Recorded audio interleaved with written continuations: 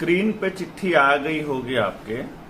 और ये चिट्ठी जो है ये इस बात का सबूत है कि सरकारें अडानी की चल रही है, अंबानी की चल रही है, सरकारें भाजपा की नहीं चल रही हैं। और ये खेल भाजपा के सरकार में शुरू नहीं हुआ था। मैं आपको बता दूं, कहीं कोई ये सोचे कि हम भाजपा के विरोध में बोल रहे हैं। साइलोज बनने की शुरुआत और एफसीआई के लिए स्टोरेज करने की शुरुआत इन जब अडानी को देनी शुरू करी थी तो ये 2007 में करी गई।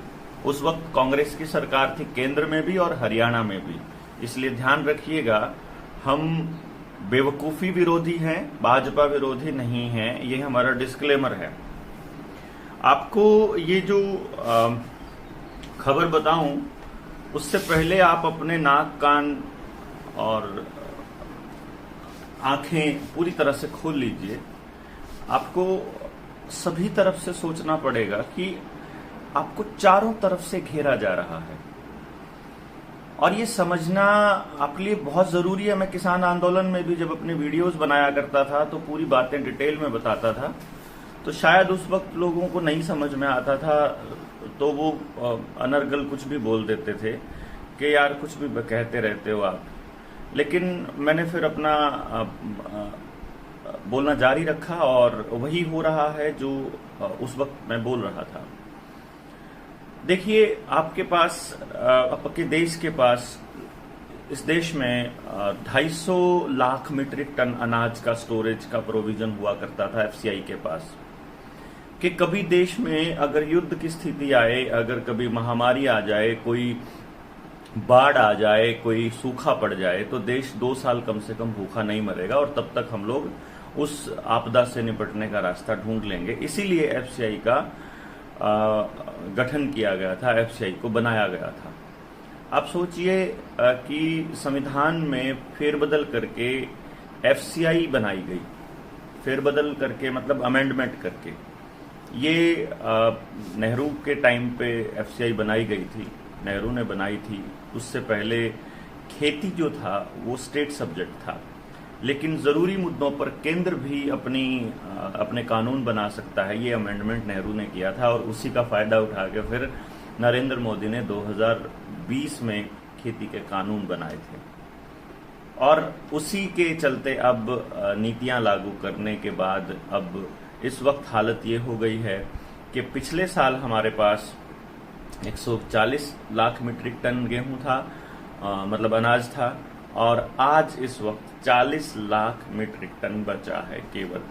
मेरे एक मित्र हैं जिनकी अपनी एक मिल है, जिन्होंने मुझे वो डॉक्यूमेंट दिखाए कि भाई तुम्हारा आंकड़ा गलत है, अभी हमारे पास 40 लाख मीट्रिक टन ही अनाज बचा हुआ है। यानी अपना देश फूड क्राइसिस से मात्र 6 महीने दूर है, मुझे लगता है। और जिसके हाथ में अनाज होगा उसी के हाथ में सब कुछ होगा। आप देख रहे हैं कि अलग अलग मंडियों में, अलग अलग जगह पर लोग बाग अपने हकों की आवाज उठा रहे हैं और ब्लॉक ऑफिस के आगे धरना दे के बैठे हुए हैं। लेकिन जो ब्लॉक के जो अफसर हैं उनके कानों पर जूं भी नहीं रेंग रही, क्योंकि वो अपने जो नुकसान हुए हैं उनको अपनी फसलों में, वो उसका मुआवजा मांग रहे हैं। और जैसे जींद वाला केस तो आपने सुना ही होगा, वहां पर तो पटवारी कह रहा है कि हाँ मैंने तो वो उनका जो कपास है वो पूरी तरह से देखी नहीं थी, मैंने तो सोचा कि सुंडी होगी नहीं अंदर। तो भाई जी, ये समझने वाली एक मतलब बात है जिसमें आपको गौर करना है। लेकिन अभी जो वीडियो जिस पर्पस के लिए बनाई थी वो मैं आपको बता दूं। इसके ऊपर मैं अलग वीडियो एक बनाई है मैंने, जो जींद में, जो अलेवा में जो 21 तारीख से धरना दिया जा रहा है ब्लॉक में, वहां आना सभी किसानों का क्यों जरूरी है, इस पर भी मैंने वीडियो बनाई है। फिलहाल हम इस चिट्ठी पर गौर करते हैं, जो चिट्ठी साहब के नाम पे बनाई है सरकार ने, अडानी साहब के नाम पर। 15/3/2022 की चिट्ठी है। मैं इसलिए बोल रहा हूं क्योंकि मैंने वो चिट्ठी डायरेक्टली वहां से ली है, तो आपको बता दूं। और सारी पॉलिटिकल पार्टियां, सारा विपक्ष इस पे चुप है। आजकल जो दूसरी पॉलिटिकल पार्टीज हैं वो तो जो है वो केजरीवाल के नीचे लगने के लिए तैयार खड़ी हैं और जो खड़े हैं नेता बनने के लिए वो भी नहीं बोल रहे हैं, ध्यान रखिए, वो भी नहीं बोल रहे हैं, वो इस मुद्दे पर चुप हैं। उनको चुप रहने की हिदायत दी गई है कि आप बोलोगे नहीं, आपने बोला तो अडानी साहब आपको अगली बार फंडिंग नहीं देंगे, ध्यान रखना। क्योंकि अडानी साहब तो चलते हैं जनता की नब्ज देख करके कि जनता कहती है कि नहीं अभी हमें नया विकल्प चाहिए, तो नया विकल्प खड़े कर देंगे अडानी साहब तो इतने पैसे दे करके। अभी लाला जी को यही तो खड़ा करके गया है, जो पंजाब में खड़ा किया उन्होंने तो खड़ा किया है। आपको क्या लगता है कि जनता ने चुना है उनको? ये शायद आपको अभी वहम है, लेकिन धीरे धीरे आपको जब मैं बताता जाऊंगा सच्चाई इस खेल की, तो आपको बताता चलूंगा कि जनता के लिए चुनना मजबूरी होती है, विकल्प नहीं होता है। जनता अपनी मर्जी अपने विवेक से नहीं चुनती है, उसे वो विवेक दिया जाता है मीडिया के थ्रू, बार बार के सर्वेस के थ्रू, वहां उनके एजेंट्स आकर के आपको देते हैं। लेकिन फिर भी मैं आपको बता दूं, इस चिट्ठी की जो नंबर है उसका संख्या है संख्या प्रोक्यू 4-48 रबी 2022-23 कुरुक्षेत्र /692 692 नंबर है। जिला प्रबंधक HAIC ने इसको मतलब जारी किया है और इसका जो सब्जेक्ट है वो है direct delivery in bulk from the farmer to Adani silo Solu Majra. जो सोलू माजरा में अडानी का जो साइलो है कैथल के अंदर, उस सोलू माजरा वाले अडानी के साइलो में डायरेक्ट डिलीवरी जानी है, यानी कि किसानों से डायरेक्ट डिलीवरी ली जाएगी जो आगे आपकी रबी की जो फसल आएगी, यानी कि जो आपका गेहूं आएगा, इसके अलावा जो और चीज होंगी वो सारी की सारी मंडी से सीधा, मंडी नहीं जाएंगी, वो सीधा वहीं जाएगी अडानी साहब के वहां पे, यानी कि खरीदारी करने का काम अब अडानी साहब करेंगे। मंडी वाला एक्ट जो है वो अभी भी इसका मतलब लागू है, इसकी चिंता नहीं करने की जरूरत है कि आपने 3 कानून वापस करवा लिए।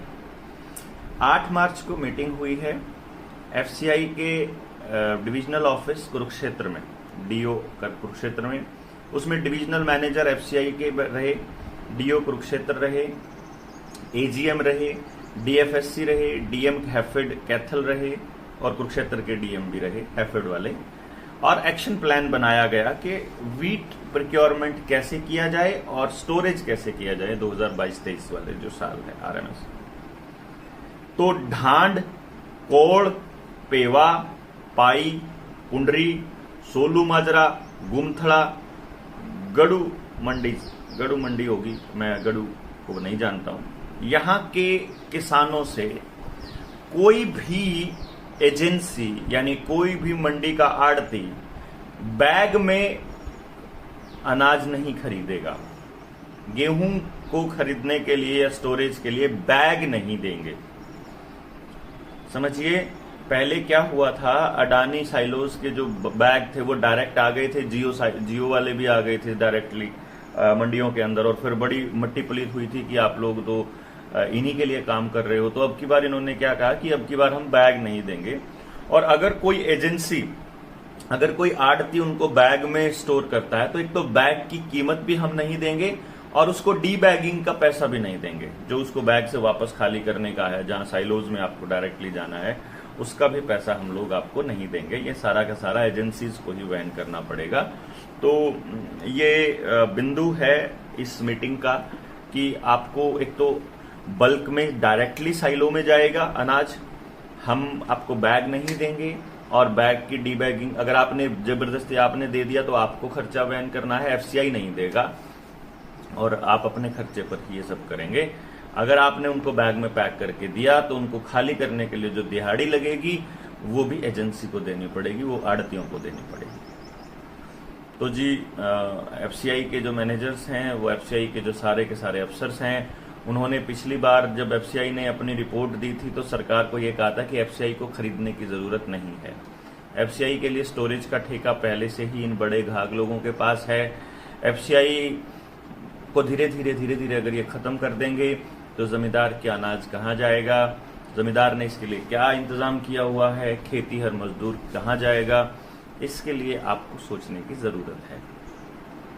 कोई अगर मान लीजिए कोई YouTube चैनल वाला है, कोई पत्रकार है, कोई और पत्रकार हैं सोशल मीडिया वाले, वो इस मुद्दे को कितना उठाते हैं ये भी देखने वाली बात होगी। और आपके जो विपक्ष वाले जो नेता होंगे वो इस मुद्दे को कितना उठाते हैं, ये भी देखने वाली बात होगी।